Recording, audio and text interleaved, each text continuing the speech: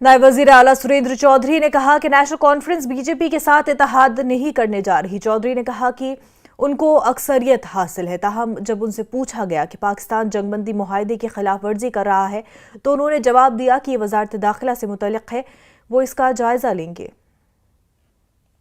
यहाँ तक भारतीय जनता पार्टी जो सरकार है दिल्ली के अंदर और जम्मू कश्मीर में उमर अब्दुल्ला सरकार है, तो ये सरकारें दोनों हैं, क्योंकि देश को भी मजबूत करना है और जम्मू कश्मीर को भी मजबूत करना है। रही जहाँ बात जो अलायंस की आप कह रहे हैं, अलायंस कभी भी नहीं हो सकता, क्योंकि हम मेजॉरिटी में हैं और हमारी पार्टी की अपनी मेजॉरिटी में है, हमें किसी की सपोर्ट की जरूरत नहीं है। तो लिहाजा जो आदमी कोई अपनी टीआरपी बढ़ाने के लिए खबर चलाता है शोशा, क्योंकि जम्मू कश्मीर को शोशों पे चलाने की कोई कोशिश करता है, हम जम्मू कश्मीर को शोशों पे नहीं, काम करके जम्मू कश्मीर को चलाएंगे।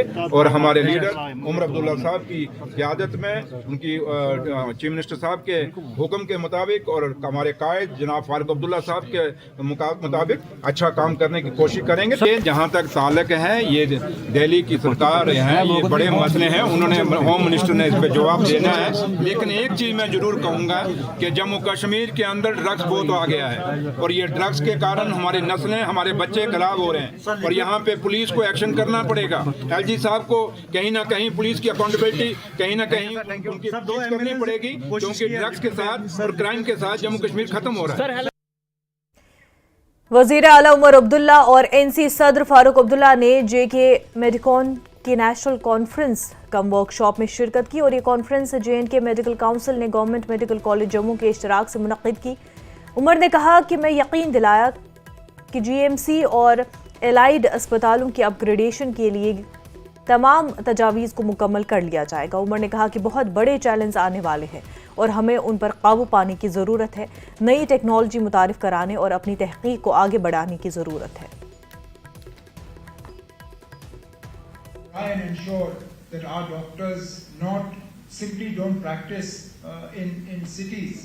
I know it's not a popular thing for me to say, but at the end of the day, our rural areas also deserve some amount of health care, some amount of access to medicine and medical facilities. And I truly believe that it is the younger doctors who will be able to do that, because the pressures on you are less right now. And by that I mean the pressures of having a family, children's education and things like that. So we, Sakina, Abid, myself, all of us in the government, we're constantly trying to see how we can make your lives better by making more funds available to you, by making more facilities available to you, and also by trying to give people in the rural areas access to better quality health care, so that our quality of life in Jammu and Kashmir improves.